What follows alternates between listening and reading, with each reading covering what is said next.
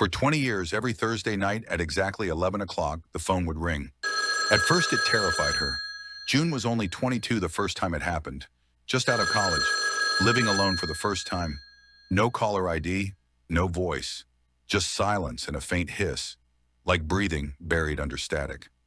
She tried to rationalize it. A wrong number, a prank. But the calls never stopped. Phones changed, numbers changed, cities even. Yet every Thursday night, at the stroke of 11, the silence would return. In time, it became a ritual. She'd sit by the phone, waiting. Some nights she spoke into the silence, pleading, demanding, bargaining. The response was always the same, a breath that didn't quite sound human, and a click. Years passed. Therapists suggested unresolved trauma. One even called it a personification of anxiety. But no one could explain how the number always changed, always untraceable, and why no call ever left a record on her phone bill.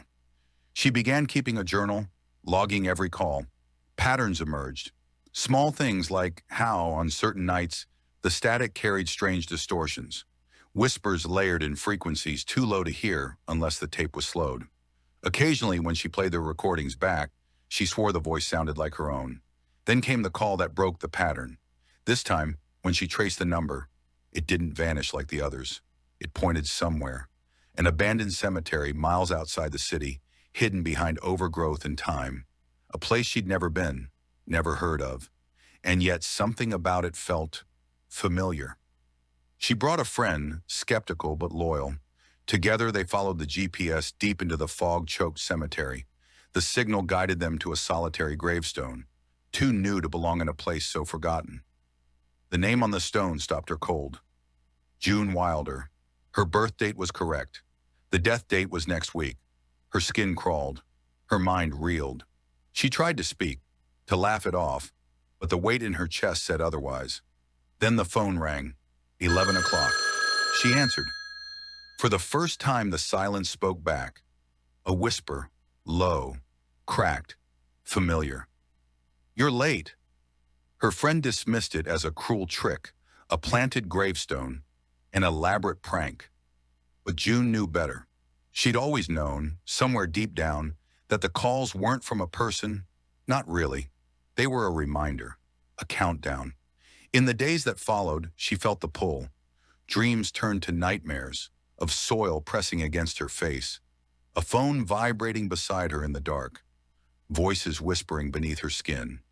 She studied the recordings again, backwards, forwards, slowed, and found something new. Overlapping voices, layered behind the static, all her own.